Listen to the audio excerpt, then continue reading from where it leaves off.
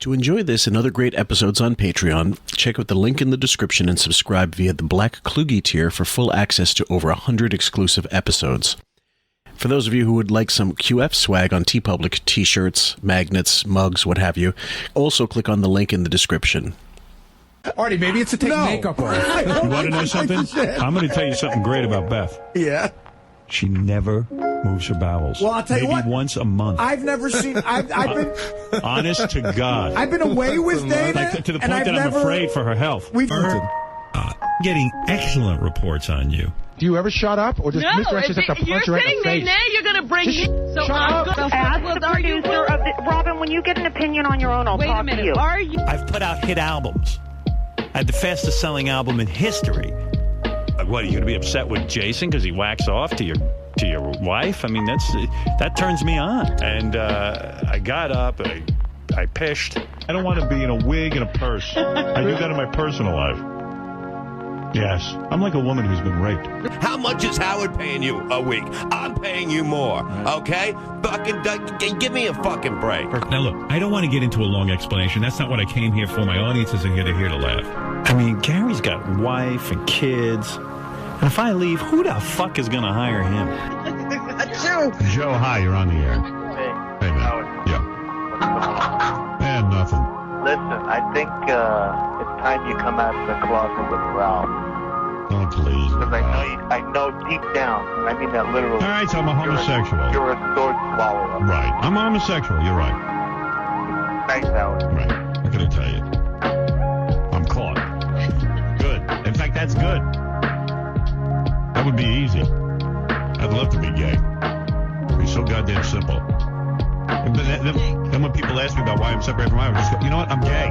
I told you something. I will not say no. I told you it's a personal defect of mine. You don't have to say no. All you have to say is, yeah, that'd be great. I could use the help with Casey. That's fine. No, I don't want to be told how to say it. I told you my problem. I don't want to be asked. But you don't know that? Bad position. No, you put me in a bad position. You asked me. Then I'm not a good guy. I want to be a good guy. Listen to me again. I'm going to say for the 15th billion time since I've known you. Don't ask me if you can leave early. You know what you have to do, and you know when you have to leave. Don't ask me. So that means when I have to work when late, I say yes, you can leave, it means no. Late, can I leave? I have no idea what you make. Really? I have no idea. I got a guy now who's finding out the real names and the occupations of what the people do who bully me. Oh, really? Yeah, I'm kind of a fighter, so... Welcome, folks, to QF, a podcast about Howard Stern. I'm Fillmore, as always, your host, a.k.a. Jim Fix, and with me, Sam. We're going to finish off this Mask Saga as best we can. How are you doing tonight, Sam? I'm good. I'm so excited to hear Howard lie some more today. It's going to be great. We didn't forget about this, by the way, guys. It was just a matter of being oversaturated. We had done about 3 episodes of it in a row, and then I think we both kind of got like fed up with his just bullshit. And lest anyone think it was a bit, his complaining is always a bit, but he really was pissed about it. There's no question. Yeah, because he didn't get the top dollar celebs that he wanted out of this whole thing, and the gift. He shit on the gift. Yep. And so here we're going to go right into the wrap-up show from 9:02.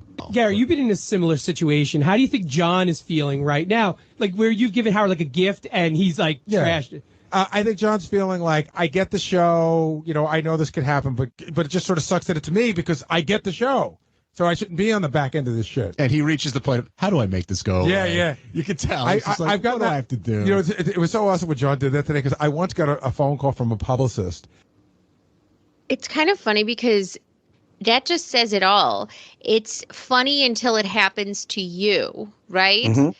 But Jon doesn't realize that is the show. So, of course, if you're in this atmosphere of Stern World, eventually it happens to everyone. If you stay around long enough, if you attach yourself to the show long enough, you could even be on the show like Artie. It's going to happen to you. He's going to shit on your gift. He's going to belittle you. He's going to embarrass you. He's going to fuck you. That's just the way it is.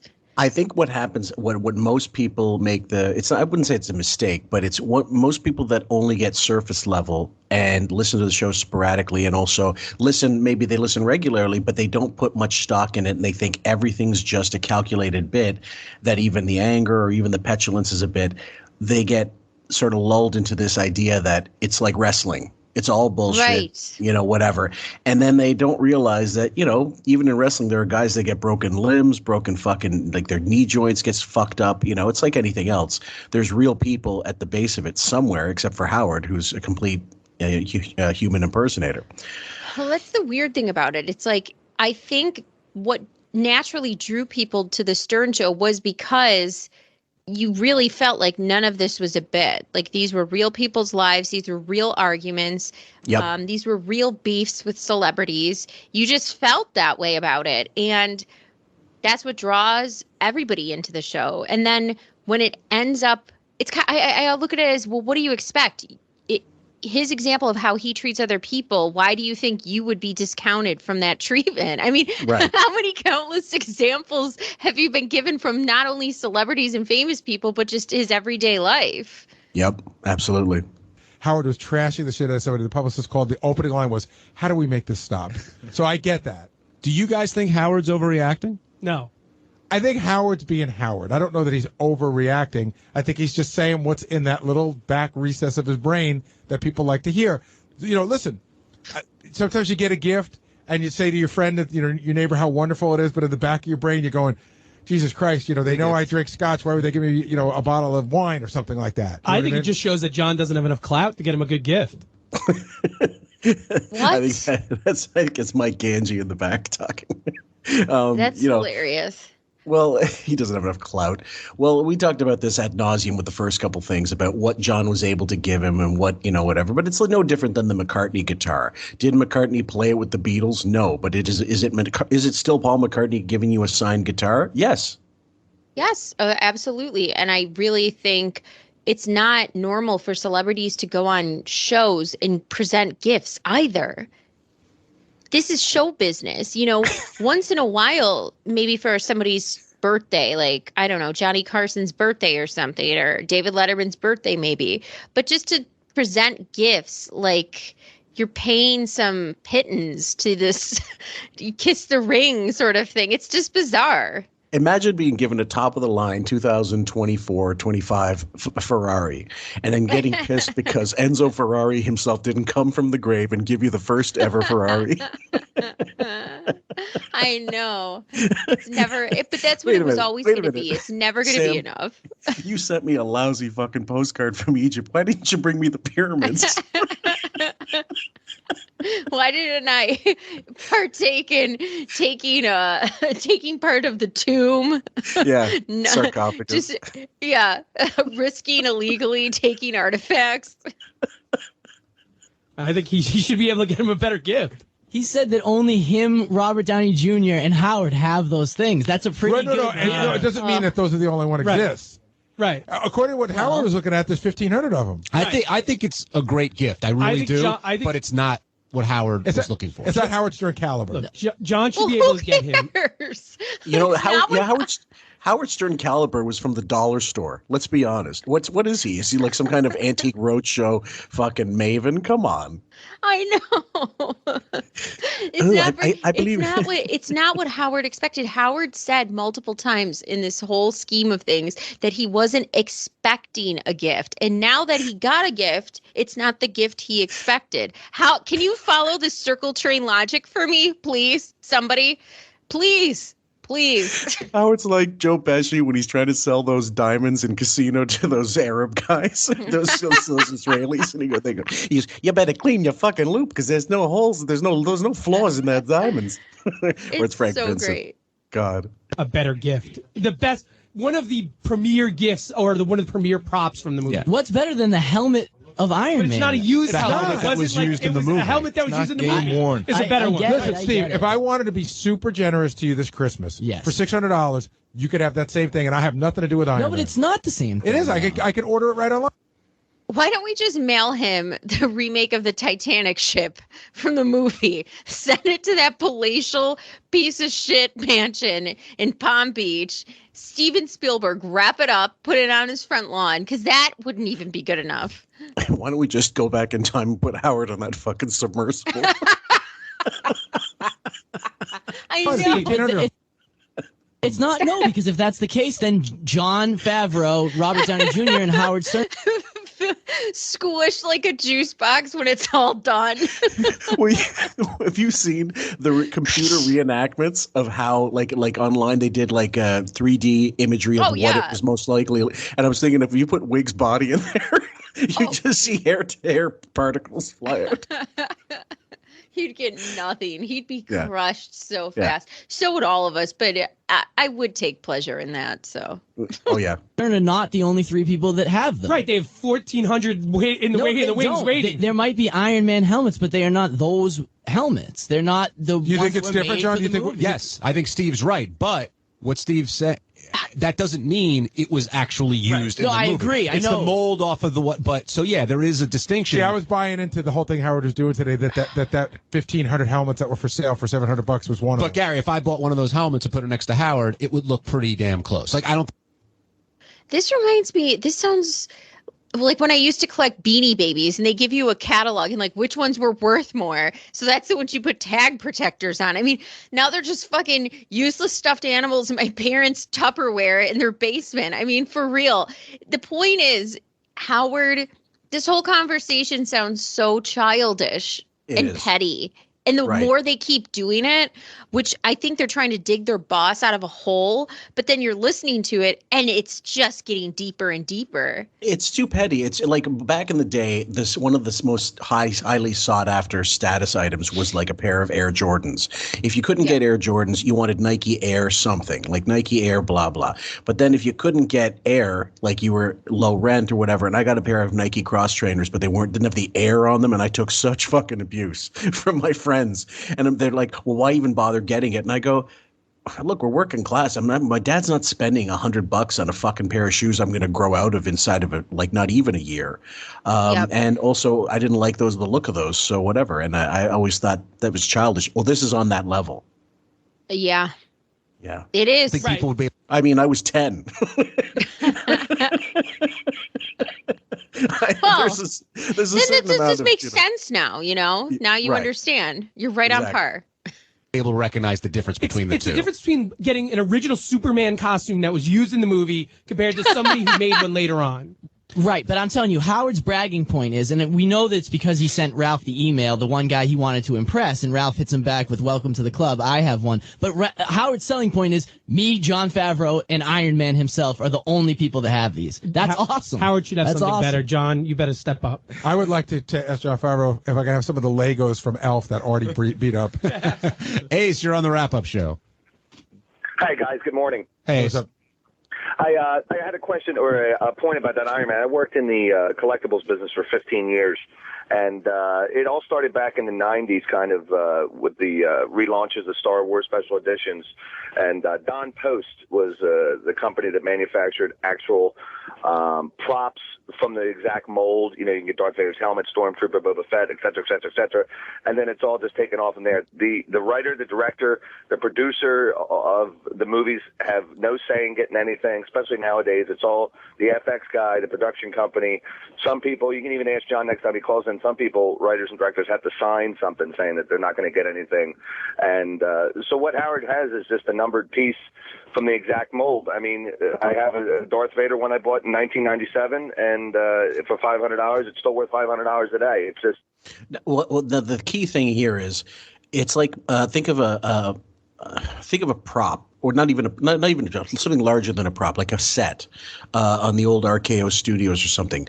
You would see these movies and you'd see, wow, I've seen that mansion before in such and such TV show. It's not like they had the money, even Hollywood at their peak had the money to remake whole new sets every fucking time they wanted. It's nonsense. So the Iron Man piece is no different than the car on this set, this general store on this set. It's all the same shit. And yeah, the company owns it. They make the initial investment so that it pays off later on being used in the Twilight Zone or whatever else.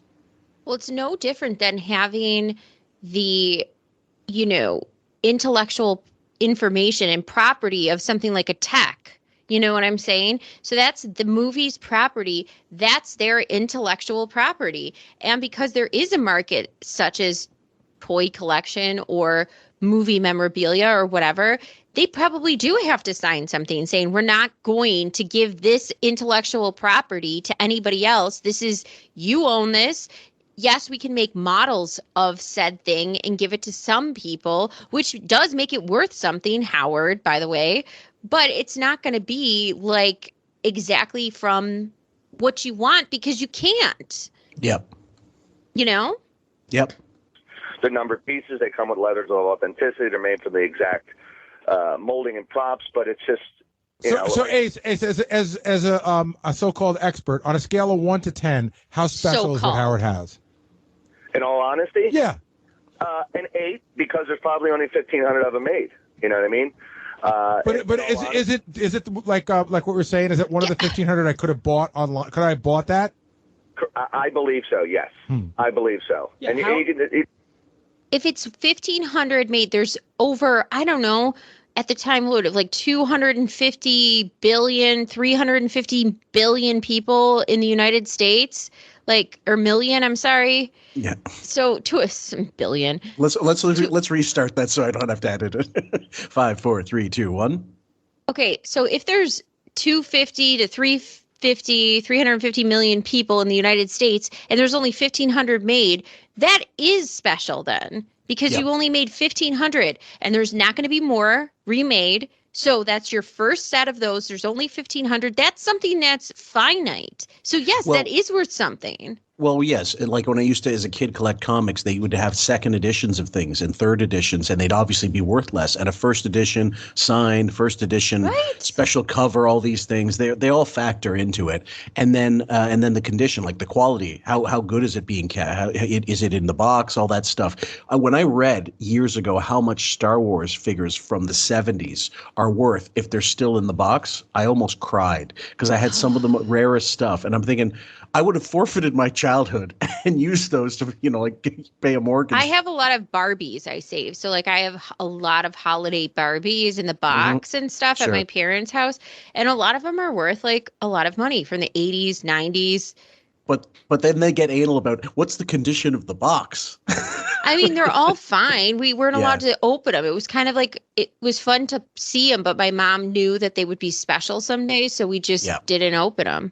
Sure, absolutely. I think one of my girlfriends at the time, she was collecting Disney VHS, but she would buy a copy for herself to watch, and then she'd buy another copy that she would not open, and then she would sell later on, perfectly, whatever, first edition. I don't know how many were, how valuable any of those are. They probably degraded over time, but they're still sealed if she still has them. I have to say they're worth nothing. But these days, there are people that still collect video, 8 tracks, 45s, you name it. So there's definitely a market somewhere internationally. We have all the VHS of Disney tapes, but obviously they're open. But what I've heard is that whatever they're remaking and putting out now, some things are changed. So if you have an original, there's some things that are different in either the animation or some certain things in the scene that are considered not appropriate or whatever. Right. I don't know what they did. They rewrote Disney movies at some point, and I don't know why. But so people seek those VHS tapes. It's weird. Right. It's a weird cult. I don't follow along. You've got pervs looking for the screen grabs of Jessica Rabbit's Snatch and Who Framed Roger Rabbit. The original. I'm not joking. The letters spell out sex when the smoke clears. Like if you just freeze the frame and see it in some of these Ariel dick pics in the I think the Dick Castle.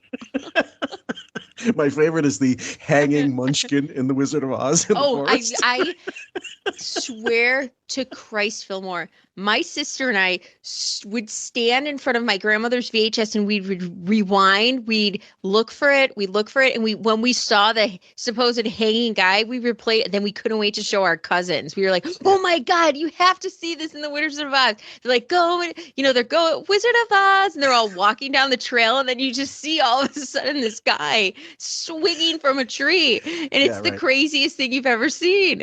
Yeah. Now it's in your consciousness. Here's the corpse. I just couldn't believe it. I can't believe you just brought this up. I haven't thought about this in decades. Movie lore, guys. And you can clear that up with John next time he calls in, but I really to believe that it is. Like, I had David Prowse, who played inside the suit of Darth Vader, signed the one back in like 1998. And I said, how close are these to the authentics? And he's looking at it, he's like, wow, this is just pretty close. You know what I mean? So, I mean, but it's just, they're just numbered pieces. And Ronnie would know if he was there. You can get driver suits and driver helmets because they only make 3 or 4 or 5 of them. And then, you know, you can get them. You can get game use shirts off of ball players. And I've had Hollywood collectibles like Gwyneth Paltrow's dress from Shallow Hal because it's Shallow Hal. So, Ace, you know Howard, it's not Iron Man. Ace, Howard should be happy with what he got. I would be ecstatic if I had it. Number one, it's but you're not Howard. I'm not asking that. Should Howard Stern be happy with what he got? Oh, because he received it from John himself. Yes. Yes, he should be happy. It's kind of like fashion pieces. They always have, you know, the original Christian Dior fashion houses, the original pieces that they make. They always come up with new collections, but sometimes they bring back parts of old pieces and they put them in the new collection. But it's not like they're taking the original thing and they're sticking it on a model in 2024. That's not what's happening. They just kind of reimagine things. But I've seen some of the auctions for like JFK memorabilia, like JFK's cigar box and stuff, and then Marilyn Monroe's dresses worn in films of hers, Ava Gardner stuff. It really is amazing that some of that stuff survives, actually. Forget that it goes on auction, that it's still somewhere. Star Trek original uniforms and props and stuff that are legit from the set, which look really ratty and shitty, actually, because of, you know, it's been 50 years, 60 years for some of these things. Yeah, I think I looked at a dress. It was like Mary Queen of Scots, or it was Mary Queen of Scots or Elizabeth II. They were cousins. She had her beheaded, but she took her dress and made it into a curtain, and the fabric survived. And so they have it in a big glass thing. I mean, that's from like so long ago, and that fabric survived. I tell you, one of the coolest things I've ever seen, one sec. Just one sec. One of the coolest things we ever saw was we were in St. Petersburg. That's Russia, not Florida, guys. And we were at the Hermitage Museum, and they had one section. I think I'm going to mention this. One section of a former czar's library with gold ornate everything, exactly how it was. They literally took the room and installed it in the museum as it was, piece by piece. I would be fucking fascinated. I used to look at like old photographs of, you know, like Tsarina and Tsar Nicholas and that room that they were killed in, and, you know, the gore of it all, and just their entire palace. And it's so fascinating to me that these generations of monarchies that have, you know, over time, even things that now exist still in the British royal family. If you look at the crowns and the jewels and all that other stuff, it's amazing. Like that survives centuries. The carriages, the robes, the staffs, whatever. I mean, it's disgusting. It's disgusting the amount of money they spend on these assholes. Absolutely disgusting. But I mean, you're thinking, what if I could sell that? What would that fetch? I know. And on top of it, just how things now, look at around you, how things are made. Things are just not made the same way anymore. No, like even look at manhole covers. They used to have this nice Art Deco design, and they would have made it like 70, 80 years ago. And then now they're just replaced by steel name, like faceless, completely replaceable fucking covers. Even lampposts. You look at street lights in Buffalo, even in the 1800s or late 1800s, early 1900s, they're beautiful. Mm-hmm. I remember Abel Ferrara saying one time in a DVD commentary, he said, when you film in New York, like just so you film on location, the reason why it costs so much is because the people that have built the place have already paid millions and millions of dollars to create essentially a set for you to film your movie. And so when you're filming in the Plaza Hotel, you're not filming at the Plaza Hotel. You're filming in New York, the Plaza Hotel, that you could replicate, but it costs you a lot of money, and you still probably won't get the right feel. If you want the Plaza, you got to get the Plaza, that kind of thing. Yeah. I was watching things on they started uploading things on Sopranos, like old footage of filming. And in the first season, they actually went to some lady's house in Newark, old lady, to use as Livia's house. And she let them film inside her house. And then the cast, because obviously they had to keep going back to that house because Janice eventually moved in there, they replicated the house exactly. And they let the lady visit the set and stuff. But she was so sweet and nice. And the same thing with the Soprano home. It was actually somebody's home in New Jersey. They filmed in it for the first season. They let them film the backyard and the house and everything. Then they took exactly the same thing and they made a studio of it. It's amazing. It is pretty cool. Okay. All right. Thank you, Ace. Howard, you're on the wrap-up show. Hey, guys. Howard. Hey, what's up, man? Hey. So, listen, I'm listening to this. I'm in the car.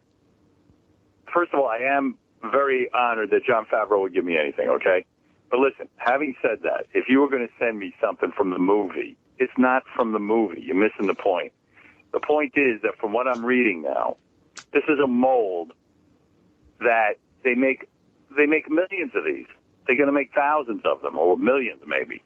You understand?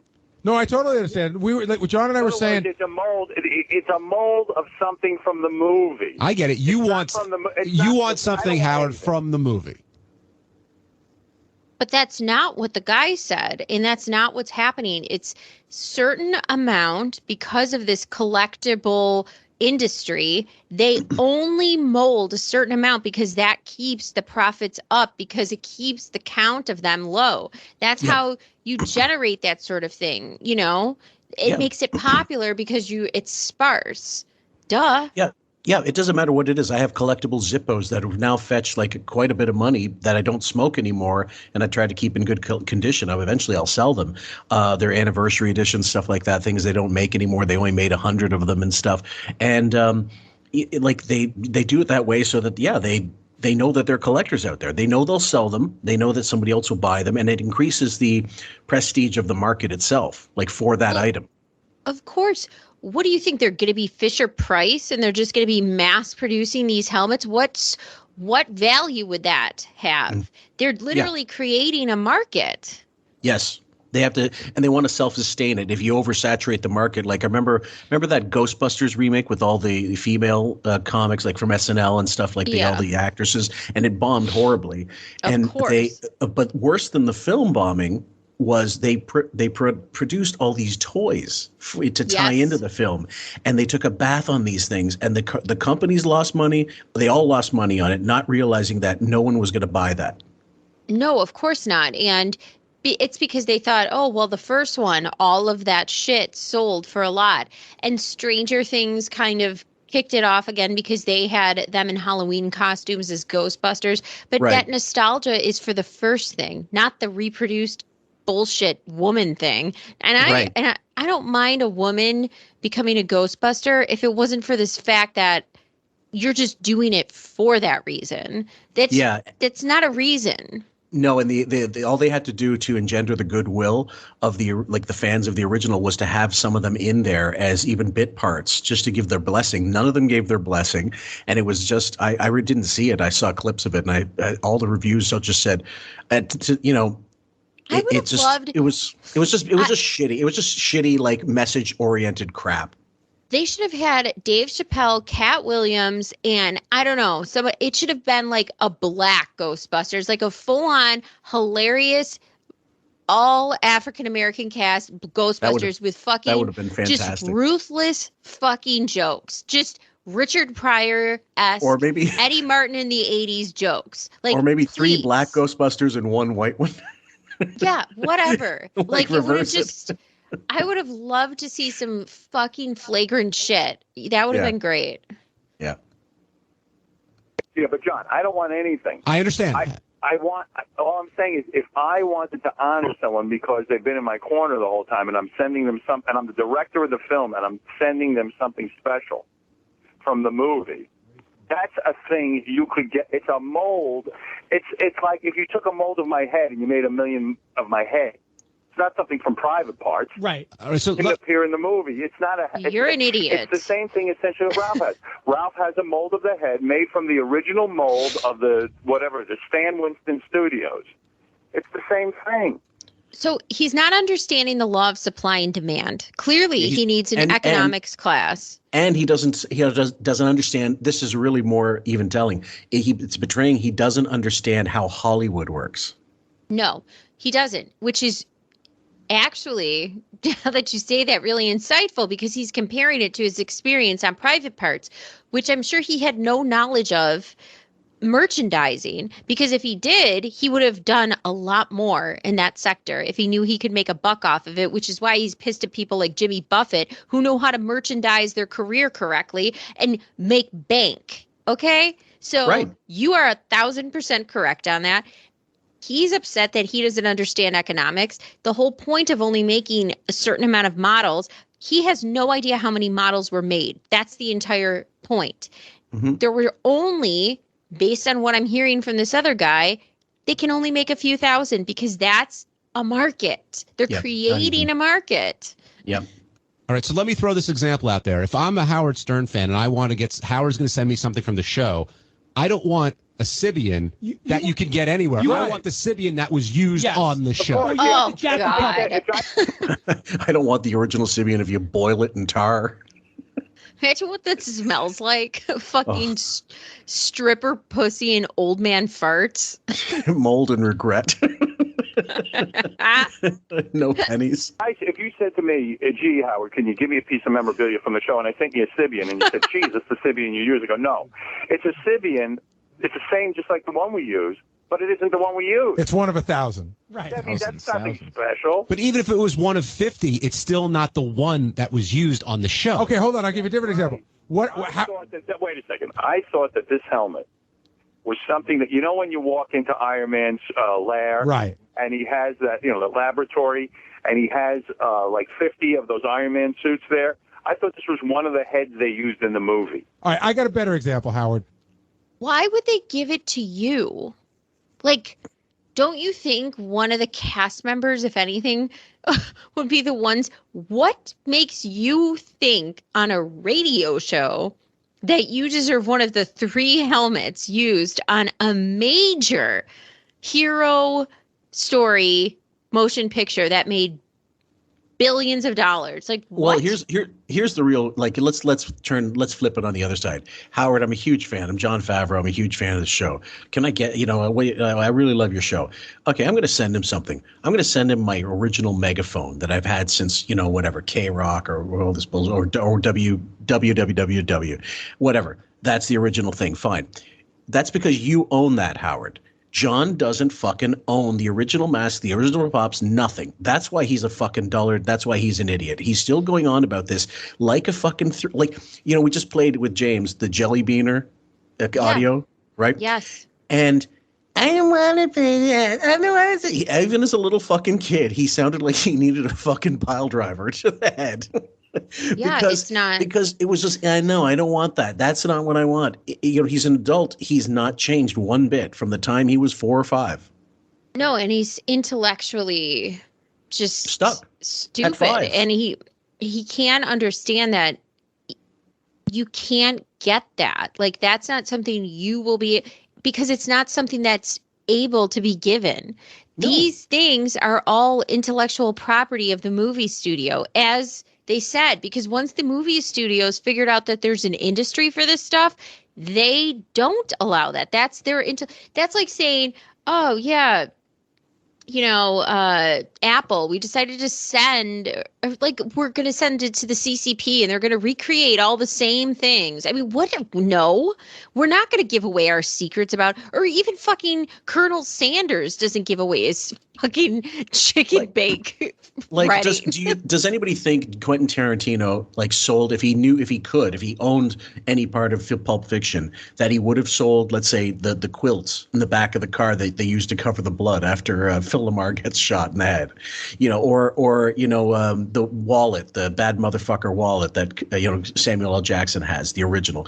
These are all things that, anyway, we're going over old ground here, but it's it's all things that movie studios, music people, anybody in the entertainment world realized. Once they realize the worth of these things, that's when they realize these are all things that need to be in a contract that are our property. This Right. is our private property. This is But you our sh- stuff. But he should know this. He should know this I about his know. own things. He's got a warehouse of shit. I know. Why doesn't he give away some of the wigs? Sign them. I mean, Yeah. come on. Well, nothing like writing felt on felt. Send him the big rock star hair wig from the movie, Howard. Yeah, the Louis XIV wig. I love that one. Yes. Yeah. He had 5 Sibians. 4 we kept in the box in case one breaks. Put that on your pumpkin at Halloween. Oh my God, I'm totally doing that next year. That is such a good idea.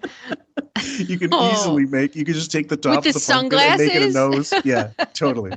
Yeah. Now that's the one we gave to somebody. Nope. Is that No special? good. Not so then game that's worn. that's your question. So good. Not game And one. of course. I mean, listen. If you go, listen, I'm not such a freak that I need Iron Man toys in my house like Ralph. You have to get one of those pumpkins that looks like a gourd. Yeah, big. Like really narrow. Yeah. You know what I mean? I don't need that. It's like, I'm not that big a fan. But if the director says to me, "I love you and I love what you did for my film and you're an inspiration, and I'm sending you something from Iron Man," and it's the same bullshit that everybody gets, it's not that special, right? And Howard, aren't you also enclosing this thing in glass and like displaying it? Yeah, you I want thought something it was right? And then I'm reading between the lines, and I go, "Wait." He goes, "No. By the way, just so you know," I think he got nervous. He said, "This is just a. Are we going in the tunnel? Oh, we'll be fine. Hey, let's see if the BlackBerry works in the tunnel." Okay. Anyway, don't you usually get cut off? So it was a problem to mention the iPhone on Sirius, but not the BlackBerry. What a fucking idiot. Don't worry, the BlackBerry might still work, but SiriusXM definitely won't. For sure. No, that's good. Yeah, itself should be good. Yeah, they wired the tunnel. Ronnie says, "Yeah, I know," but Ronnie says it'll work. Don't listen. Anyway, that's my point. Yes, it's a nice thing. Don't get me wrong. I don't want to see him ungrateful. I wasn't asking Jon Favreau to send me anything. But I know if somebody said, hey, if somebody had been a huge help on the film Private Parts, I wouldn't send them the poster that you could get anywhere from Private Parts.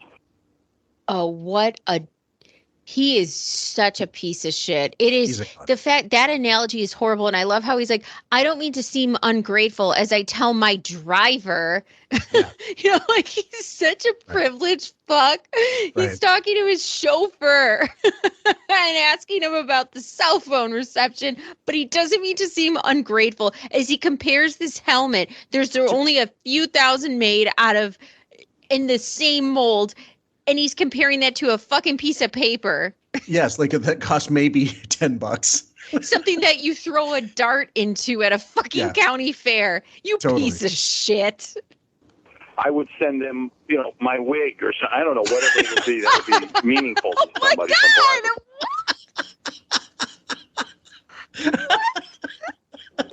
What? Fantastic. I'm speechless. God, I gotta make that a drop. Note to self. I mean, he would argue, okay, I put on all kinds of wigs for Private Parts, obviously. Well, yeah, of course, but in this context, and then you decided to keep wearing them. It sounded a little too familiar. Wow. I'm gonna send him my beard. I send him the fart man suit. You know what I mean?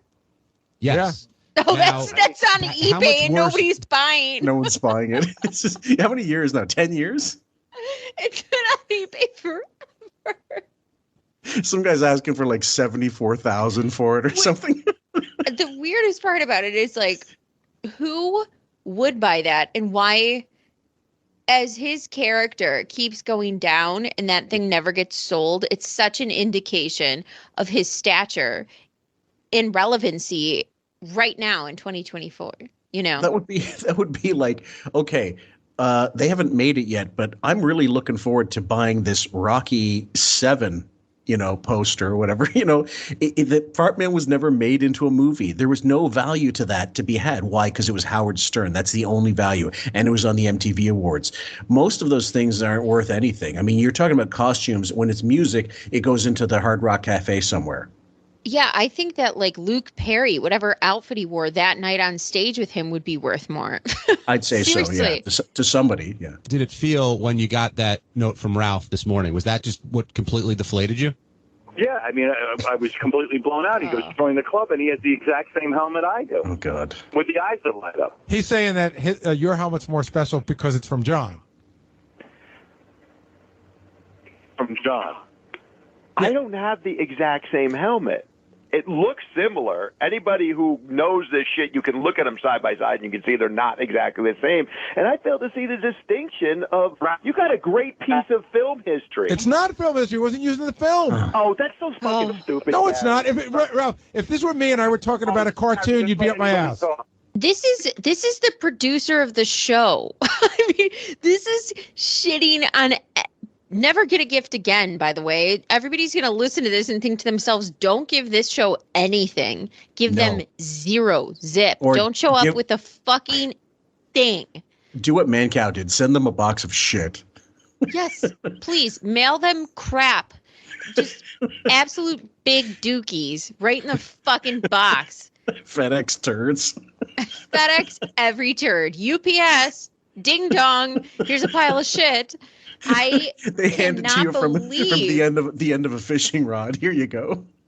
The producer should be saying we should probably curb this so we don't sully our reputation for how we treat people. But no, Gary's nosediving into Howard's anus right now so bad that he doesn't even realize how shitty this is coming off. Oh yeah. Ralph, I guess that BlackBerry doesn't work in the tunnel. You don't hear me? It's cutting out a little bit, Howard. We can hear you. Yeah, all right. Well, if you, I'll hang up if you don't hear me. But my point is that Ralph has a mold of the actual helmet that they use from the Stan Winston Studios. Did you hear that? I don't. Yeah. That's not what I have. You do. I read don't. what it is.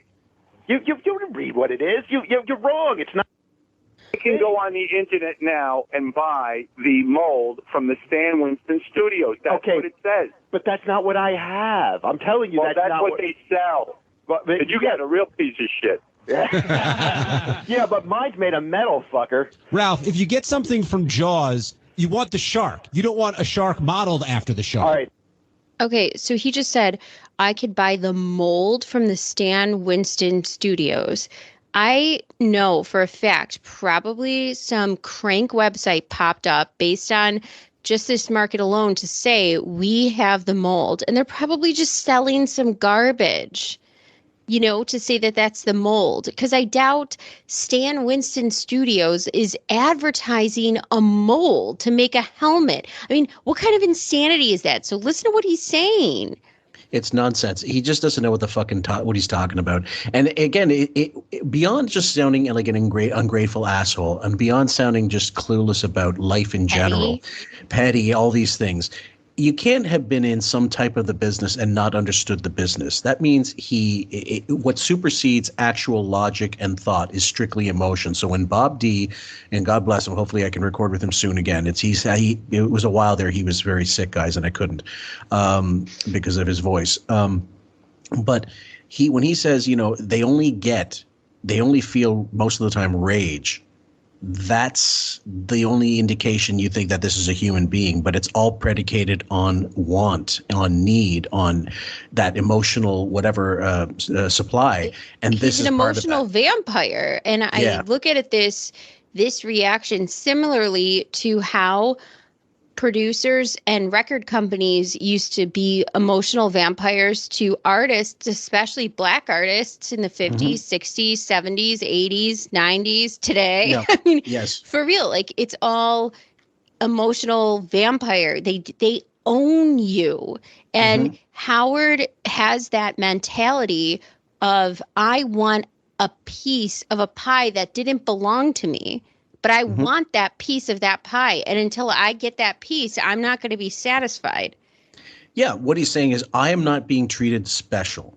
I need more from you, Jon Favreau. It's not enough for you to be a fan of the show. You need to worship my taint. And it's more saying I am not one of the people. I am not going to be even though there's only 1,500 of these that could possibly be made, let's say, That's still one too many. It should just be me. Yep. Let's say private parts. Howard just said the fart man costume, right? So they make 3 fart man costumes. Well, in case one rips, you're building these things, so you make 3 of them, 2 just in case, right? Oh, that's different. So no, it's you wear not. one on No, it's on not. camera, and then you give me the other one. I think that's just as cool as the one. It's the exact because it's one of 3. No, Ralph, that's true. But here's the analogy. No, that's true. That's it. You've lost. That's it. That's it. Once you admit that he's correct. Once you admit that Ralph's correct, you've lost your own argument, asshole. Right. And that was the movie's company. That's their purview for how many they are going to make for that movie, for that mold. So say, like this example Ralph is giving, the movie wasn't made, but based on their assessment, they made 3 suits or whatever. That's their intellectual property. That's what they decided to make. Iron Man, their intellectual property, they decided to make a few thousand. There's how many millions of people in the United States? This is now something that's this rare thing. Shut the fuck up. Yep. If the movies, here's the analogy. If they start selling on the internet thousands of Fartman suits, but they say this is the authentic Fartman suit made from the actual design of the one they used in the movie. Right. Any schlub can have that.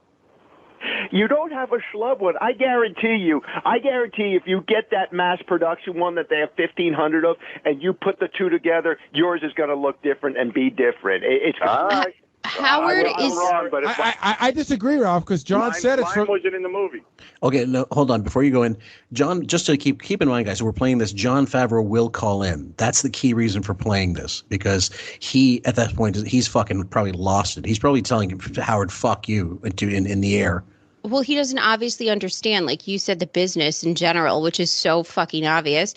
But so, I'm sorry, what were they saying beforehand? You made me lose my train of thought. Oh, sorry. Well, they were talking. He was just saying about the fart man analogy, and if you mass produce things and anybody can have it, and there's some schlub. But that's the thing, Howard. This isn't a Party City helmet. This isn't something for Halloween that you can go to Party City and pick up. And that's the way he is explaining this helmet. Right. But that's not the case. This is a Toys R Us helmet. That's what he thinks. Right. Yeah. John said it's from the Stan Winston studio. That's the one that's being sold. I think Gary read online. Oh yeah, we know how Gary is. I have. But exactly. I hate this. I agree with Ralph. Like I'm on Ralph's side with this. Ralph would know better than these guys. I mean, and by the way, I thank you to one of our Patreon guys, Jason, who hooked us up with, as soon as I can download it, Geek Time episodes. Oh, that's interesting. And that I'm going to download those, and I'm going to make sure I can parse through them and see what was available, because they did a lot of interviews with people over the years. And do you want to know the ones I value more though is Back Office Radio. I want them all. They're all on YouTube, I think, or a good chunk of them anyway. I don't know. I've had a hard time finding the ones I used to have. I have a lot of broken links. Yeah, I'll have to check out, see if Jason can hook us up with those too. Good asshole. If you make 1,500 of something and you make 200 of something, you have different molds. I mean, to make mass production, you have to make completely different molds. So when they make 1,500, I didn't call in to argue with Ralph. I could see why. Okay. Because I'm losing. We didn't call in to argue with Ralph. Meaning, I don't like the argument that's correct and presented, not only from a guy who does this for a living that called in, but now somebody who does this as a hobby. That's like saying, it's Howard, if somebody called up to fight with you about painting or whatever the fuck you think you do, and then they don't like what you have to say about it, and they say, I didn't call to argue with you about watercolors. No. Fuck off. He didn't want to did call in to argue he about wanted this. He wanted a consensus, and he wanted to say more about. He wanted to shut down what they were talking about because it was making him sound bad. And the only person who would know about this shit is Ralph. Gary doesn't know dick. No, his cell collection. It's a different genre. Like, it's a totally different field. I mean, yes, is it collectibles? Yes, but collecting coins and collecting fucking stamps are totally different. But even Gary should know, based on vinyl collections.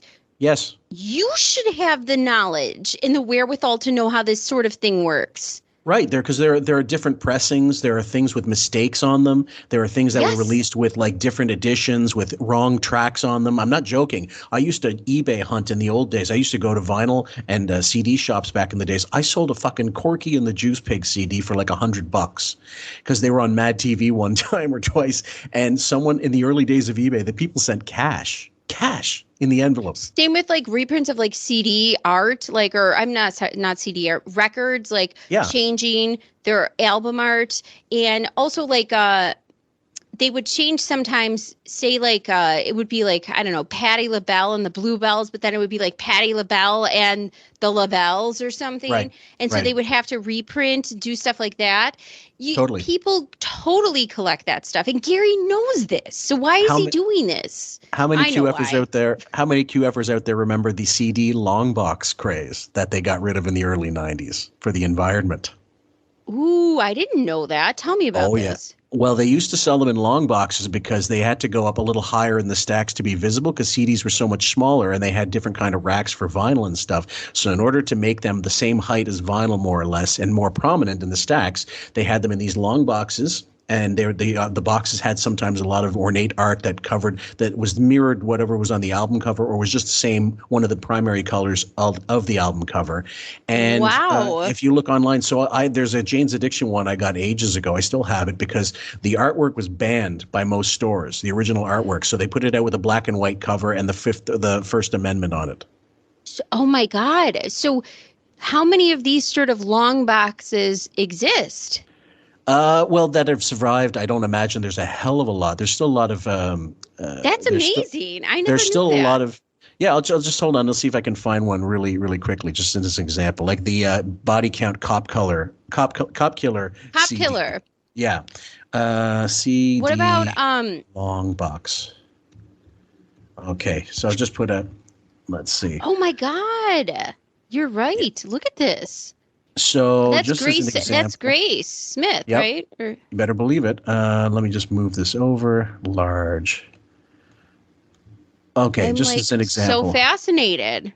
So that's PlayStation bullshit, but okay, here we go.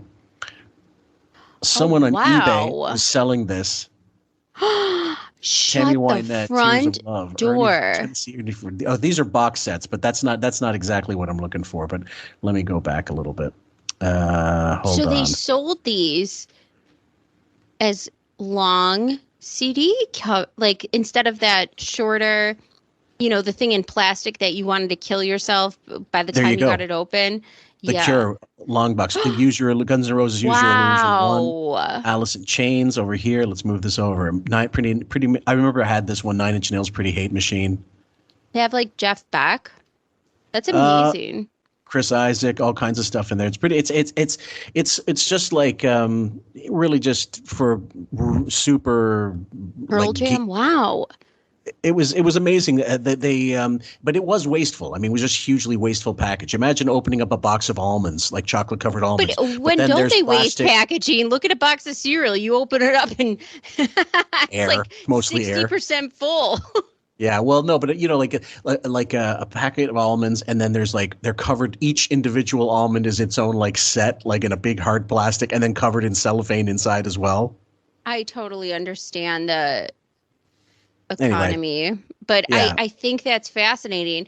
I guess they saved the environment by putting a bunch of saran wrap and plastic stickers all over the place. That made me, especially the one that went across the middle, so you'd get the cellophane all open, and then that stupid one across the middle, and you'd be, I don't know, using your teeth to rip it open. You laugh at this example of thievery. Greek CDs, when we used to order them online, they had the sticker. Their sticker covered the opening, like the openings where you flip it open, and it covered around the back, but it was not waxed. It was sealed on via the sticker. So when the sticker ripped, obviously somebody opened it. My cousin used to order them. Just unhook the hinge instead, take the CD, burn it, and then send it back.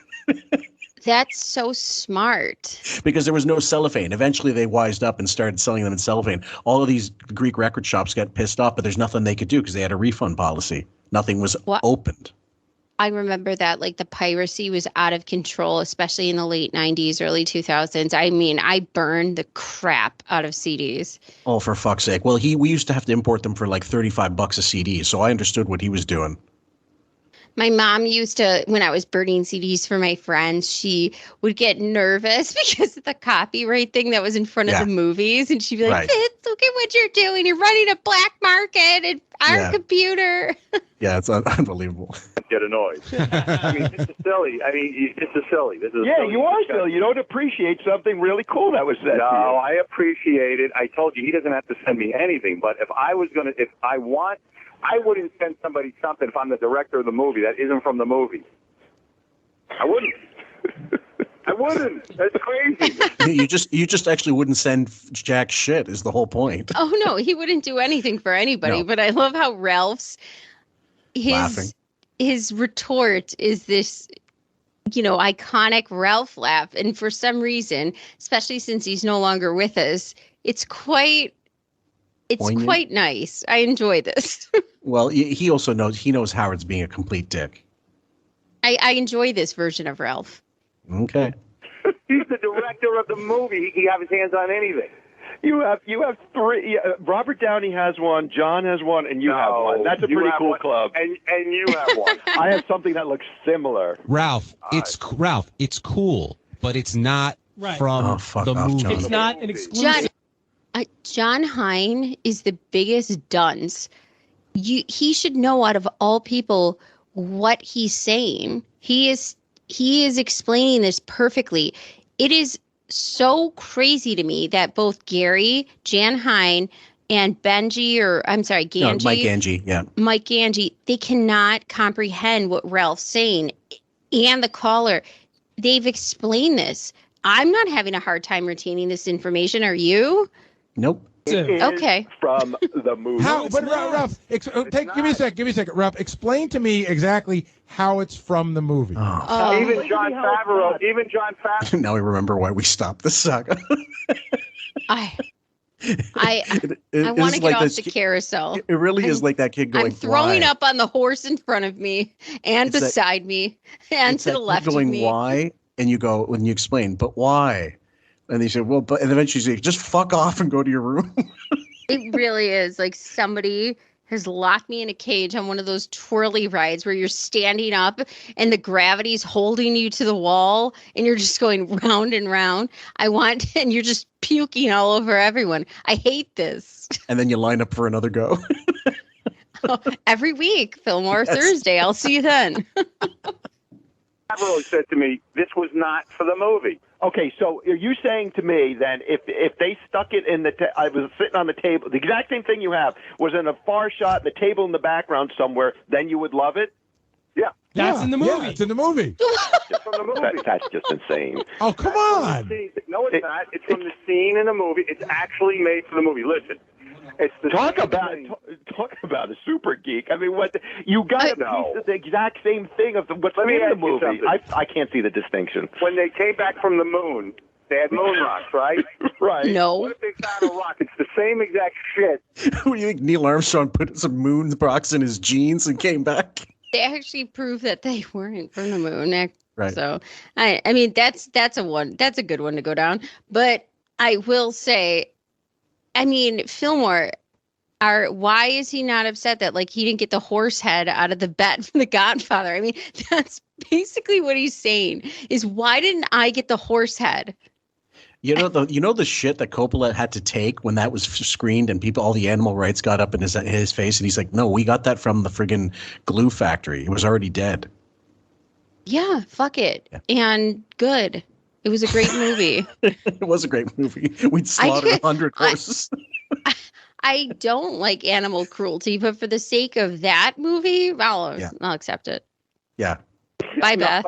You better accept it. It's a mob movie. Down on Earth. No.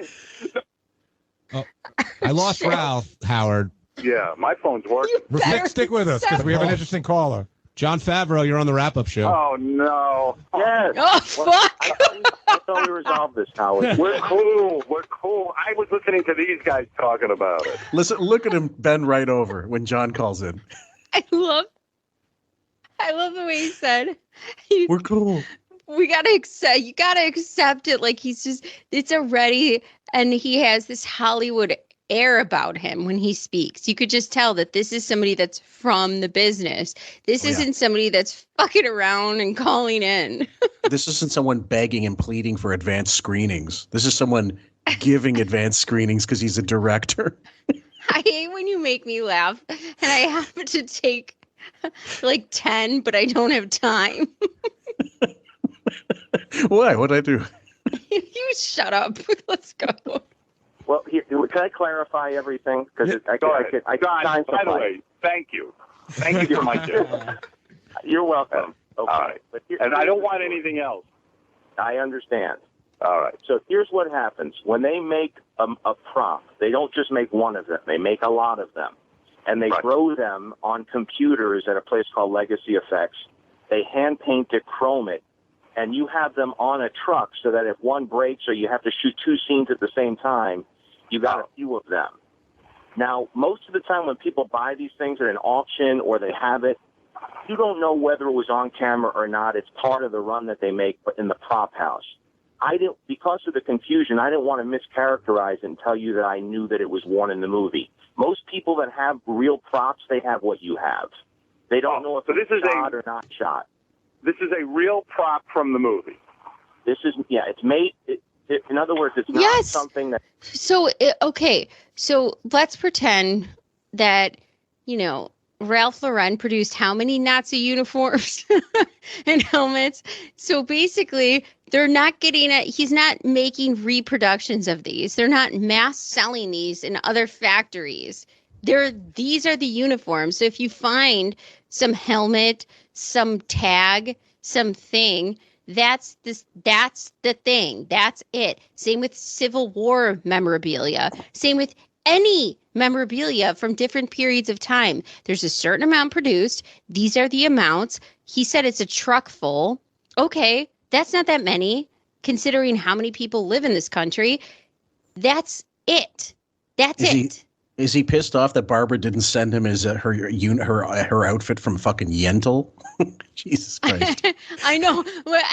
I'm really ready. Like, it's just so crazy. Like, what do you want from these people? For real, what does he want? I'd like Vic Morrow's head from The Twilight Zone, the movie. that crow that was poking Tippi Hedren's eyeball almost out of her socket? I would like that. I'd like it mounted and framed. There's in the I referenced this a few times during the show. There's a book called Hollywood Animal by Joe Esterhazy, the guy who wrote Basic Instinct. And he's in one of the chapters, between chapters, he would include some kind of anecdote. It was funny. And he said there's an independently wealthy collector in Hollywood that specializes in really odd things. So a half-smoked cigarette by, Hunter S. Thompson, and a handwritten death threat from him to, I don't know, Henry Kissinger.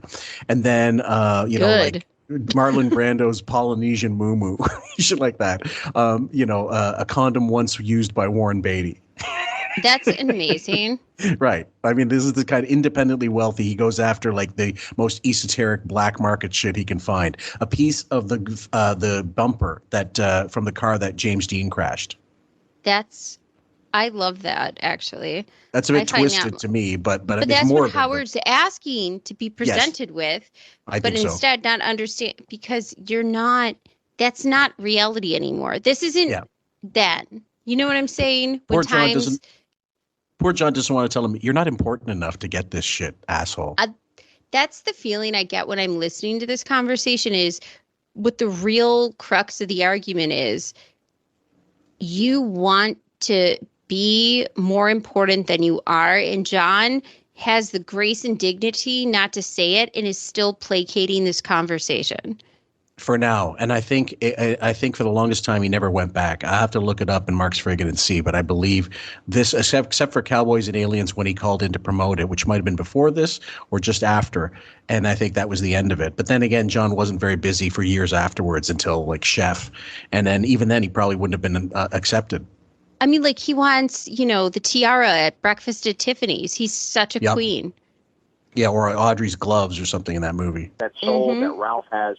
It's something that's handmade by the prop house, and they either you either shoot it or it's on the truck or it's available because they can't make. If it breaks, it takes weeks to make one of these things. They have to have a few of them. It's not something that they build for collectors. It's something that it's a special thing to have. The scuffing and all that you saw on it is painted on it, just like it is on the ones in the movie. It's identical to the ones in the movie. Howard, you're saying what I have in my house was actually made for the movie, and if one of the things in the movie broke, it would have been on the camera. They could use that. Yeah, they could use that on camera. Now, it wasn't actually shot, but I wanted to send you the Senator Stern thing, which I called Marvel, and a guy named Jeremy Latcham over there, who's a producer, got it out of the archives, retrieved it. But I thought just giving you a nameplate wouldn't be cool. So I'm working with the guys from Legacy on Cowboys and Aliens. So I was able to get you that, but I knew it wasn't on camera, but I thought you'd display them together. Jesus Christ on the cross. Like going through that kind of effort for thought. This piece of shit. Yeah. I think about like when we send each other things, which Fillmore and I rarely do. For Christmas we do usually. And birthdays sometimes. And just randomly sometimes. But on the rare... Okay, but think of the thought. I think of like how thoughtful we are with one another, and it's so sweet, and I love it so much, especially it's such a nice surprise. Imagine if I looked at anything you got me and thought, this train of thought, I can't imagine. Listen to this explanation. This guy is literally explaining phone calls he made to heads of studios to have things reproduced and made into a special way for him. I think I said an anecdote earlier on the show, like years and years ago, about Crosby, Stills, Nash and Young. Yes, of course. Okay. They were supposed to play the Fillmore East or something, and then the rider in their rider said, "Where's the Persian rug?" And the Fillmore East crew goes, "What Persian rug?" They said, "Well, it's in the rider. It stated that the instruments would be on a Persian rug for them to play on." So they had to remove all the instruments, roll out the Persian rug, and then put the instruments back on for Crosby, Stills, Nash and Young. Then the road manager looked at it. He goes, "It's dirty." And then one of the crew guys lost. He goes, "It's dirty? Sir, this Persian carpet is dirty?" He said he ran to the back, got one of these like SNL type massive vacuum cleaners, got down on his hands and knees and scrubbed the fuck out of it. Went to town on this Persian rug, and he removed all the gear himself. And then he was like, and they're like, at this point, the band's looking down at their feet. They're like embarrassed. And then he goes, "It's fine, John. It's fine." The manager justified. He goes, "No, it isn't, sir. No, it isn't. We're going to do this right. We're going to do this for the Crosby, Stills, Nash and Young." And then so finally, when he's done, he's like sweating. He just ran like a madman. And he just possessed, put it all back, and he's huffing and puffing. He goes, "Sir, does he like it?" And they're like, "It's fine. It's fine." He just embarrassed them. And then he looks over at the band and he goes, "Even if you guys were good, this would be too much work." Oh my God. What a story. Yeah, it's just like entitled. It's just an example of what entitled assholes people can be, especially in the business. Howard's not really different, I suppose, than a lot of those guys. It's just the scale, the scale and I guess the scope of how bad it gets for him. I think, though, that this, just like we always say as we go back and then we do breakdowns, these are just examples of worse things yet to come.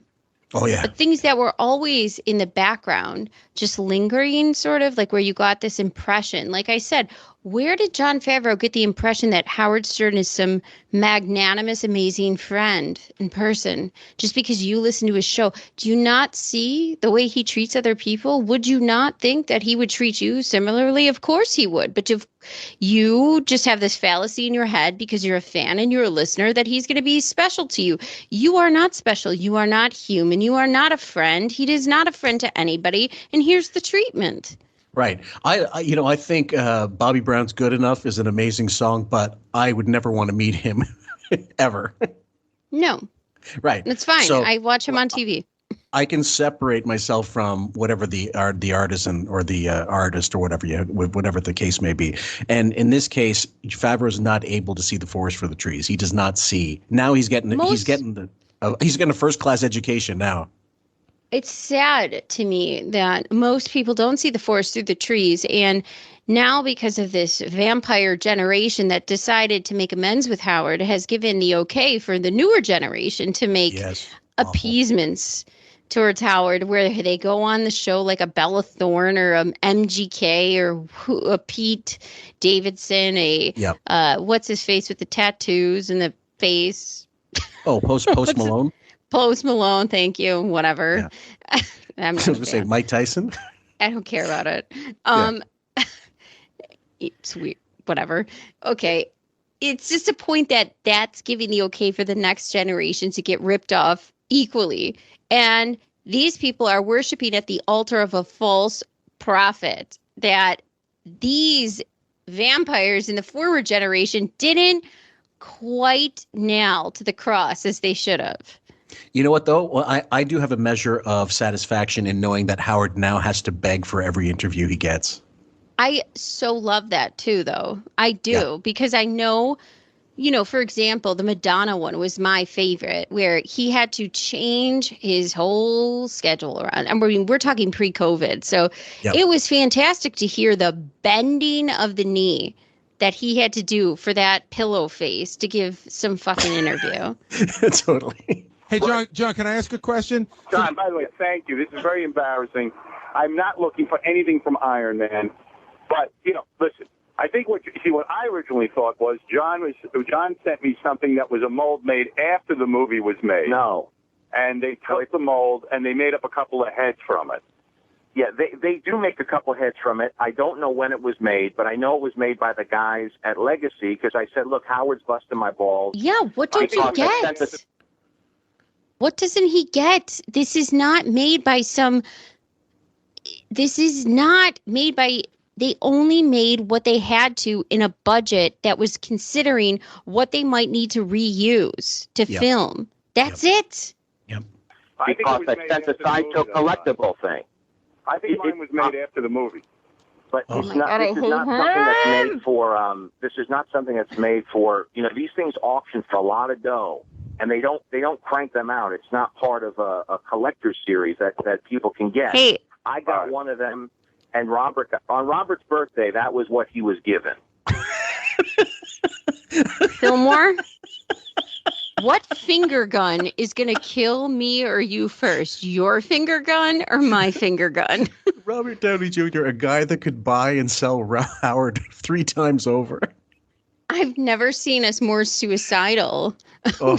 We're both, I'm like, whose finger gun is going to trigger our heads exploding against the computer screen first? I promise when we're done this, I want to play something for you, and it will make you smile.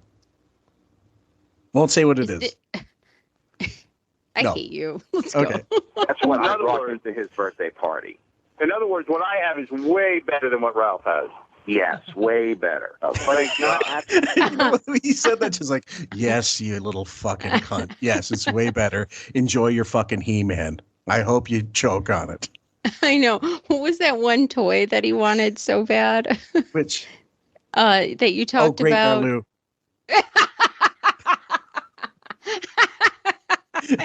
I'm sure it's some. I'm sure. Great Carlu. I'm sure he's gonna end up like fucking Ralph Cifaretto, with like his sister's gonna take the Great Carlu and beat him to death with it and smile. I hope to God that somebody beats him like Kathy Bates. Yeah. Fucking misery with Great Carlu. Yeah, totally. Actually, but it's not actually the one. Now, by the way, when you have memorabilia that has a certificate and all that, it could very well be the same thing that you have now, because they'll say, yeah, it's a real movie prop. But and nobody could know whether it was actually filmed or not filmed. There's 4 pairs of ruby slippers from Wizard of Oz. Nobody knows whether it's Warner or the but it is cooler than the guitar. So I was watching this TikTok. Howard would have loved the ruby slippers. Oh yeah, he'd be right in them for what was that stupid David Letterman appearance? He'd be wearing those immediately. So they're redoing the Broadway play Wicked, and they're making it a major film. Ariana Grande is going to be Glinda, and this the actress who's going to play Elphaba. So Cynthia Erivo is going to play Elphaba. She's a black actress. She's going to be the witch. And these people on TikTok are so funny. They're like, let's go back in time. And then they show a picture of Judy Garland. They're like, essentially, this Karen was a grave robber. Like she's taking the ruby shoes from Elphaba. This Karen was a grave robber, trotting around with some corpse's shoes. I was laughing so hard. I was like, I never thought of it that way, but I guess, yeah. Yeah, I think if you really think about it, it's pretty grotesque. And the fact that the feet curl up afterwards. It's grotesque, and I never thought about it that way. And I go, as a kid. Yeah. So Wicked, of course, is the pre-story of how the Wicked Witch became the Wicked Witch, which I read the book. I loved it when I was, I think I was in college when I read it. Yeah, it's really good. But yeah, I thought that was really funny. But again, Howard would not be satisfied unless he had the exact makes of the ruby slippers or the socks or the house. But it's not like he enjoys movies. It's not like he enjoys like the art that it came from, or if you want to call it art for that matter. But I mean, you know, if you get a signed copy of a book, did you read the book? Sometimes people don't. They just want to sign something. He would like, what does he watch, Fillmore? He would want a corpse of a My 600-Pound Life victim on on A&E or whatever fucking TLC. He'd want the skin of the 500-pound life person. Yeah, he'd make them a coffee table. Get that right of now. Course. All right, now I understand. And please, let's put floating at the bottom of the pool. I wish everyone would stop talking about it. It's embarrassing. Yes, but does that make it clear enough? Because every morning, John, listen to me. John, thank you. I'm outside the gates of Universal, waiting to go to work, making the next one. All right. That's embarrassing as fuck. Is that enough? Did I not explain this good enough to you, motherfucker? I'm outside the gates of Universal to do my job as a movie producer. You radio DJ slimy fuck. You know what? That was a little bit of John getting back, just saying, this is you. You put me out of my fucking day. I want you to feel as shitty as possible. That was a perfect retort. Yep. And I'm sitting out here on my phone because I want you to understand what it is. It's all this conjecture. Gary, do you understand what it is? I do. I do. I do. Gary, do you understand how fucking retarded you are, asshole? Gary, thanks for making this vinyl. Thanks for making this go way further than it had to, shithead. Thank you for diving into Howard's asshole to the point where you can't think for yourself and you have the brain of a fucking corpse. Are you kidding me right now? And then like you or I would have gone in there as Howard's assistant said, shut the fuck up. Be grateful anybody sent you anything. You're a miserable piece of shit. Most people would kill to have this, and fuck off. Bye now. Anything else, boss? Listen to like even in like podcast land, for example, when we're mistreated, where did we go? Yeah. Bye. Yeah. Bye. See ya. And look at the state of that now. God, I'm sorry. I want to be able to keep my throw up inside. It's like Sarajevo with 3D glasses on. Thank you. Yeah. Anyway, guys, we're gonna. But I just think to myself, well, what do we do when we invite people onto our platform? Well, I gift them things. We love these people. We cherish them. We pay them. We like them. I don't understand how Howard doesn't see that. You're doing this to a real Hollywood player. I wanted him to almost go gangbusters, like, Entourage Ari, like go in there and bust open the doors at K-Rock and start blasting him. I would have taken it back. I would have said, okay, you can give it back now. And then just really made him feel the worst, like the biggest piece of shit ever. As it is, he's doing a good enough job, but I think there's so much more he could have done, and I would have loved it. I would have loved it. I would have loved it. Well, since you don't like it, I'll give it to someone who can appreciate it, shithead. Exactly. He should. Yeah. Yep. I do too now. All right, wait. Let me be clear. I'm going to repeat what it is, and John, just tell me if I'm right or wrong, okay? Then we have Oh, God. Get me because off this repetition. Ferris wheel. Yeah, exactly. What I have in my house now, when they were filming the movie, they had a bunch of these Iron Man heads made for the movie. God. In fact, mine might have been in the movie. Who knows? You never know if it would have been on camera, but you're pretty sure it wasn't. I don't think it was. I don't think it was because Marvel tends to grab that stuff and archive it. So this one was made by. This was at the effects house who made the helmets. So I want to clarify. But let me clarify. It was made before the movie was shot in case you needed another Iron Man head. That's what I think. Now I know why he was in the 13th and 14th grades. He needs Fillmore? 15, 16, 17.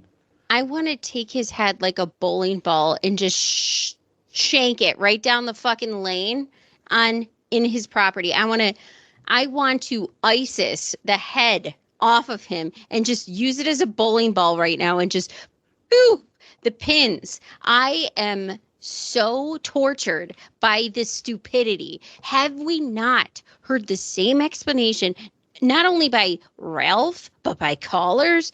Every fucking person, including the guy who gave you the gift, which that's your mistake, John. Never make that again. Don't ever speak to this person again. Don't ever talk to him again. Send him boxes of shit for the rest of your life. Take a nice shit. Take a Coke shit. One that's really fucking wackadoodle. You know, when you're like, fuck, I did too much, and then you shit in a box and it looks black, red, who knows what's coming out of your ass. Send it. And then put the empty baggie in there and send it with a big fucking bow. Note to self, when Sam gets married, do not buy her the steak knives on the registry. Why? You just mentioned about beheading. Oh, fuck him. I'd behead him too. Who cares about his life? I think the funny thing is, and this is where Howard didn't understand his own show, the Petcock saga. Any rant that went too long, always when it went too long, it didn't just go over long by like 10 minutes or 20 minutes. It went over long by a week or a month. We've been doing this. No wonder why we spaced this out. Yes. I am. Imagine you're working with this. I'm ready to join the cartel. Just kidding. I'm not sure. Because John, the thing. Problem, John. Now, wait a second, John. Again, I'm not complaining, but this is my problem. I believe that this head was, let's call it the Nudnik head. This is so that you can give out a gift to a guy like me who's a pain in the ass. But I believe they were made afterwards. It's a very high class Nudnik head because it's the one I got and the one Downey got. But it's a Nudnik head. It's not Nudnik head. It's a high class Nudnik head. Okay. That's a Hollywood term, I'm sure. They understand in the business. It's like fucking Favreau sent him a Pez dispenser, for fuck's sake. This is the equivalent of Judy Garland's fucking tapes. This is the Judy Garland tapes, but actually this is during Howard's career. Yeah. This is him flummoxed by why he doesn't have the helmet that he does have, but he's not accepting the answer. I sent you certified mail.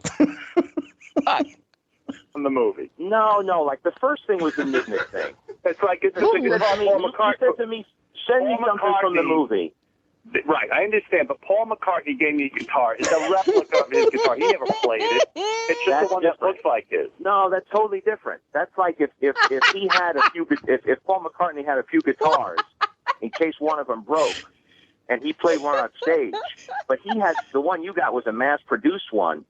Right. When this first started, I called in because I came back from Comic-Con to talk about. But I feel like my Iron Man head is mass-produced. Fillmore, I want to shove his head in the toilet and give him a swirly. What kind of high school bullshit is this? I don't know what to say except for I just feel like he's Screech complaining at base. It's like, why am I a loser? Oh, man. It's not. For sure not. So, John, this thing that Howard was looking at today, I'm looking at it right now, and it says that it was taken directly from the molds used to create the film costume. We know we've been over this 50 times.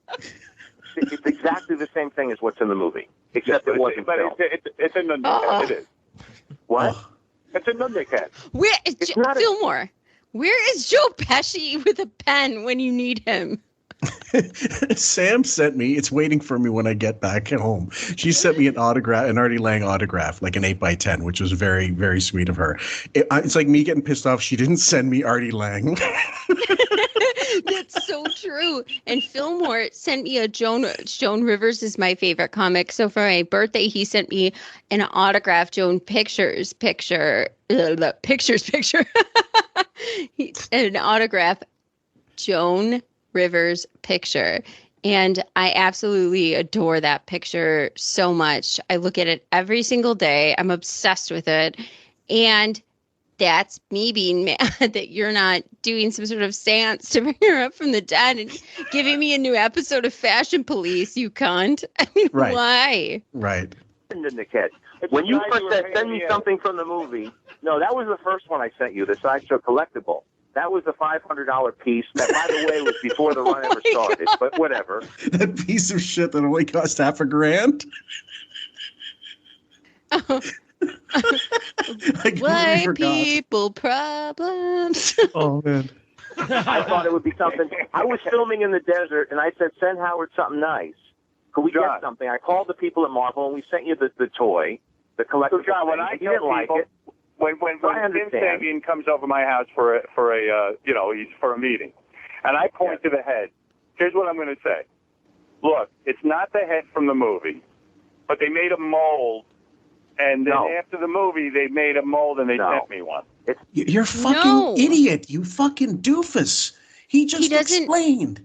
He's not processing anything. He's stuck on that fucking. It's like he's playing hopscotch. He can't get past the first square. The CD keeps skipping. He can't figure it out. He's an idiot. And not he's putting his finger through the iPhone. He cannot figure. He is your grandparent trying to fucking email. It's just pathetic. It's just bad. And on top of it, it's John is saying to him how exactly what this is over and over and over.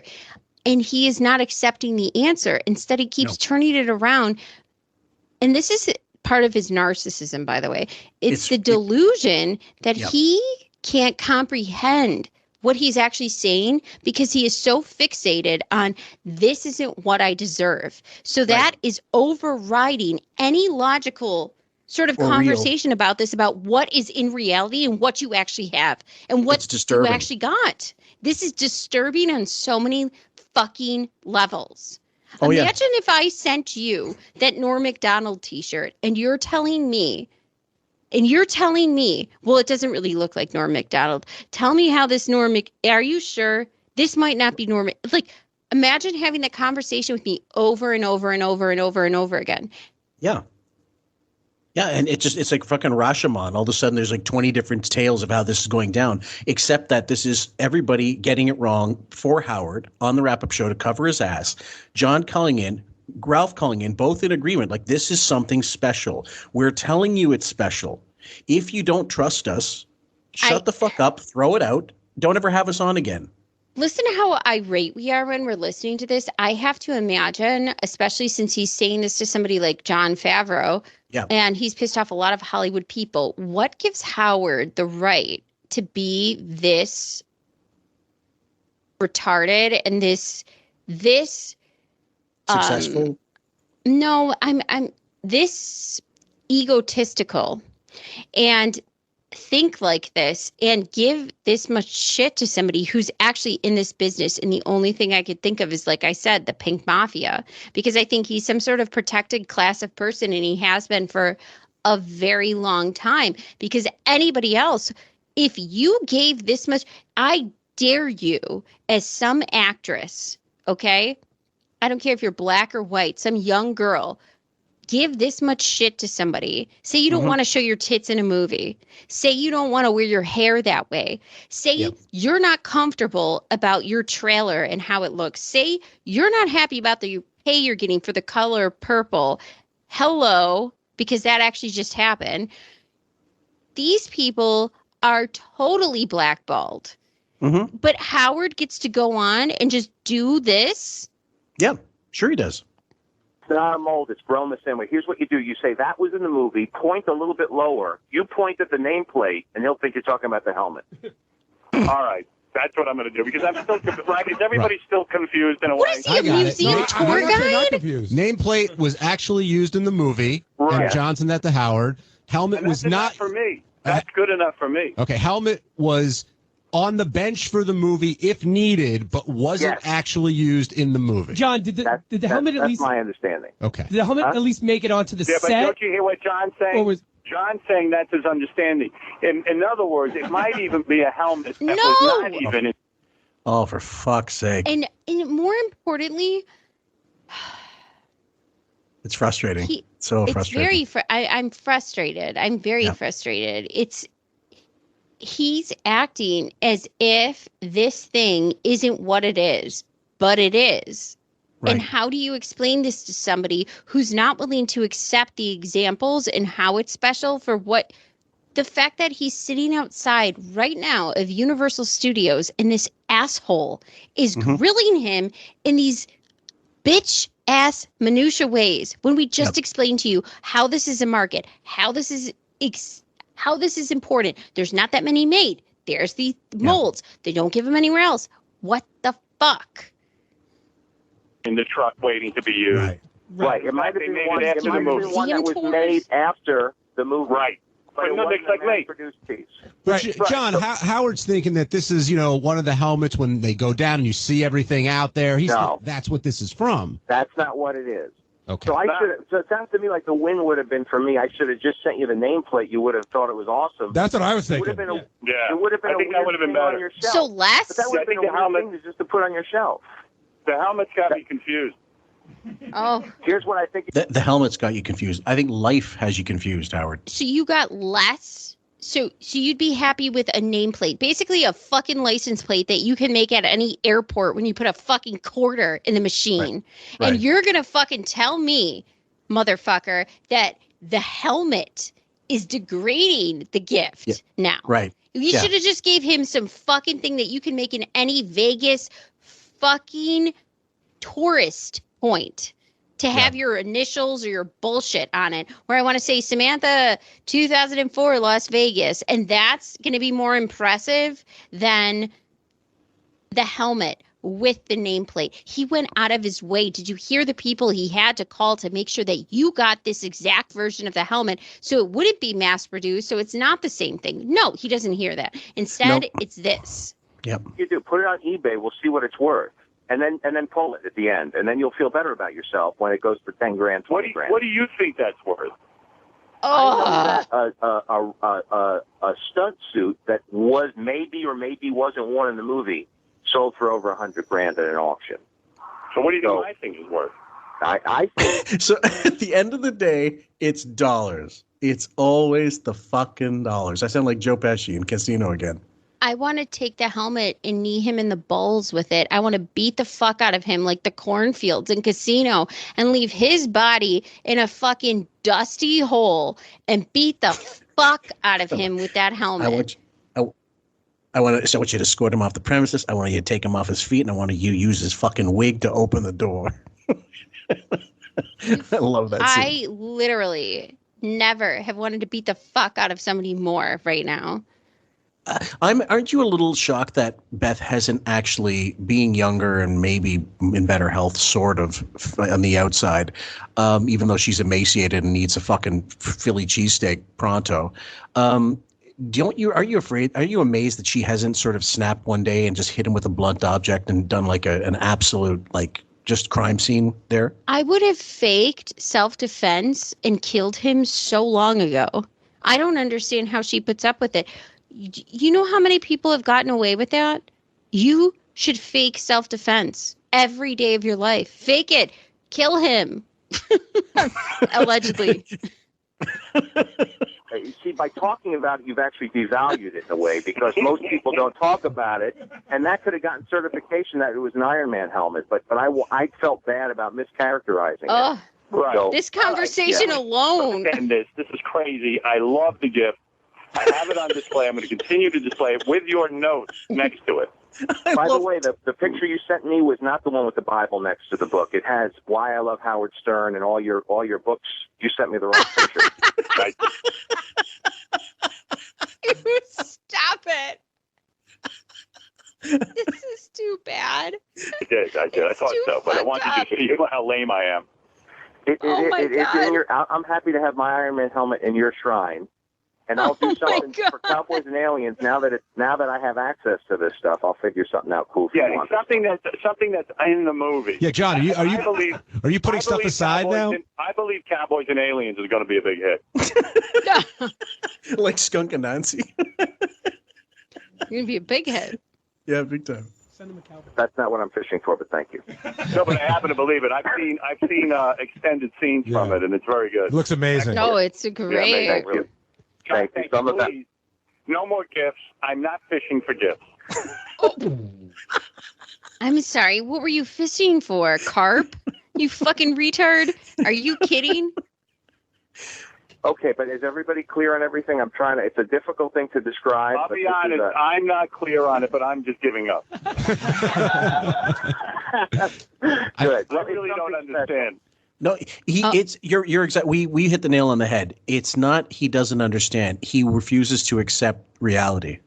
Yeah, it is the Orwell. You are going to say that 2 + 2 isn't 4. You have to say it's 5. Yeah, I've Every willed time. this ketchup to be mustard, regardless if it's red and it tastes like ketchup. To me, it's mustard. It'll always be mustard. That's it. We're living in a Huxley Orwell fucking brainwashing bullshit. It's unbelievable. It's really like a character study. I don't understand. I either understand if it's in the movie or not. I got to tell you, I'm sort of clear on it, but we've only got 8 minutes left. But I think my Sibian analogy earlier is about right on. Howard's got No, the backup you Sibian. fucking don't. No, I don't even know, Gary. Gary, your analogy is wrong, and I'll tell you why. You're not. This is not even one of the 4 Sibians we keep in the studio. It's a Sibian. Oh, no. What? No, we don't have 4. It's an analogy. Okay, now this is keep in mind, guys. This is what Ben had to go through. What Ben and Ray must have had to go through to explain things to him. He said many times the reason why he repeats things to Gary is because he, when he was younger, needed to have things explained to him constantly because he was stupid. He is dumb. He is stupid. He knows that he's not intelligent. But this is beyond that. This is not him being too stupid. That's part of it, but it's mostly the psychological aspect of I'm not getting the answer I want, so I'll keep going until I do. Yeah, he's refusing to acknowledge the explanation on purpose. Yep. And how Dr. Liu didn't stab him with the great Garloo is beyond me. I think that when Gary says, and he goes back to this stupid analogy, even though Gary obviously knows that this is not a good analogy. He obviously has to know this is not a good analogy. What do you want, the crusty pussy fucking juices from Carmen Electra, whoever the fuck on the Sibian? Yeah. Is that what you want to make it worth something, Gary? You want to talk about crusty pussy juice? I guess seriously. So. Like John, say we had 4 Sibians in case one breaks. Yes. So 3 are in a box in a closet. Yes. Is that a good way to characterize this? No. Yes, it is. Because you understand? No, Iron Man movies. Yes, listen to me. They're going to make more Iron Man movies. This is part of what the effects house has. They send it over if they need an Iron Man head, and it may have been made back then. I don't know. I'm just telling you. I'm so gun shy right now. I don't want to say anything that I'm not sure about. John, I believe this Iron Man head was made after the movie. That's my belief. There's an easy way to fix this, Howard. Send it back and put it in the next movie. No. Yeah, that's right. I'm not giving up my I'll put it in the background of Cowboys and Aliens, and then we'll Wait, John, is it possible that this Iron Man head was made after the movie? It's possible, yes. Okay. Thank you. So it's not the backup Sibian. It's a Sibian that Okay, well, that doesn't make John look good if he's trying to explain it away as something that was made for the movie, and now he's saying he doesn't know for a fact. But truthfully, I think he originally and Ralph were correct. They do have to have these things made because it's like the same way they have multiple cars made when like Fast and the Furious, because the car has to match the look of the shot all the time. So they got one for the left, one side for the right. He's getting tripped up because he's so worried about this pounce on him. And he explained it perfectly when he said, we had a truckload of these things made. We had the scuff marks made a certain way, the chrome made a certain way, everything made a certain way because we had to have backups. And his explanation was perfectly acceptable, and I understood it, and everybody understands it, except for he's getting tripped up but even more than that, Fillmore, he called another guy for the Senator Stern thing. So that's how you know that this is special. Yep. From the factory that could be the backup Sibian. It was like the Get the Poison. It was like if the Get the Poison Out guy handmade a Sibian and then handmade another one. Right. Yes. That's right. So it's the same as the Paul McCartney guitar. It's a handmade. No, it's not the same as the Paul McCartney guitar. And in fact, it's not even signed. That was signed. It was John, I love it though, and I have to sign. It's a value to me because you sent it to me. And I love the gift, and we should never. Oh God, John, do you regret sending anything to Howard at this point? I'm a little. Don't regret it. I'm so neurotic. I'm happy I put so much thought into the wording of these notes because it's being scrutinized like the Torah. Yeah, it is. It is. When I read the note a couple of times, I said, "Oh shit," and I told Beth. Oh, this is interesting. So Howard. This is the worst part about a narcissist. He's saying all these things that are trying to poke holes into something that John genuinely gave him that's genuinely good. Mm-hmm. And Howard's saying, no, don't feel that way. Like, you don't feel how I don't want you to feel right now in this moment, even though I've reduced you, fucking made you go through all this petty shit, conversation after conversation. You are not allowed to feel the way you feel about this conversation. Do not feel that way. Do not feel the way you feel after I've literally badgered you to death. Yep.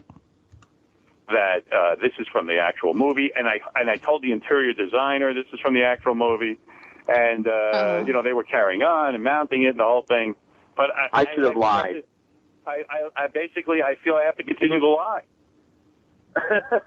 Because you got to just really, keep it quiet.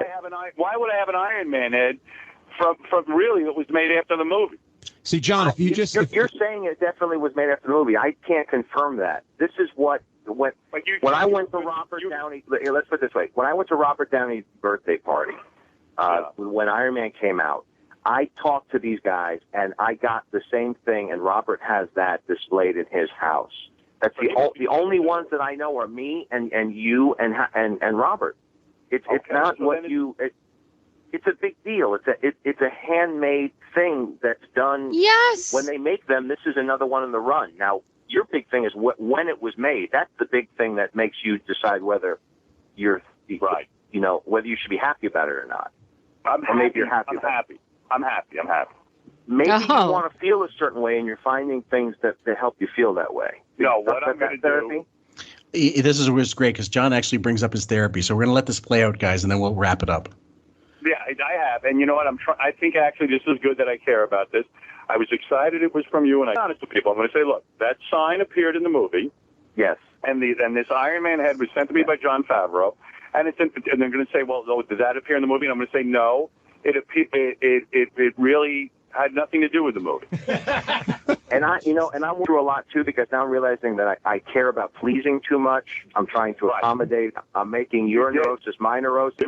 You're great. I love you, and I want to thank you. And I want to tell you something. I think Iron Man is a great movie. Both of them. Thank you. And you've directed something great. And I'm proud that you would consider me a friend. Thank you. And I think we're enabling each other, though, Howard, because we're both feeding into each other's neurosis, and I don't think it's healthy. this is crazy. I love you, and thank you for thinking of it. All right, I'm going to let. No, it's Howard that's creating the neuroses in him, which is understandable that he shouldn't play into. That's his own psychological makeup that he has to deal with in being a people pleaser of some kind. But I just think, I'm done with this. Yeah. We are actually, guys, there's only one little bit. We're going to save it for a future, like Beth's Secret Stash. It's only like literally 2 minutes, I know. But we'll save that for another time. In the meantime, guys, we hope you've enjoyed it. I know it's a strange thing to say about the clip we just fucking played, but we hope you did enjoy it. And we'll catch you on the next one. Take care. Bye, guys. You'll recognize Katie this. Lang? You'll recognize this Canadian. Go ahead and sing a little. Dreaming. I must be dreaming. Oh, you know who that is? Is that Anne-Marie? When I look into your eyes. Oh, you have vibrato and everything. He's very talented. It's amazing. Well, I am happy. Heartbreak. Oh, my God. It must be heartbreak for you and I. I can't even see your face. That's what's when making this really... He's very serious.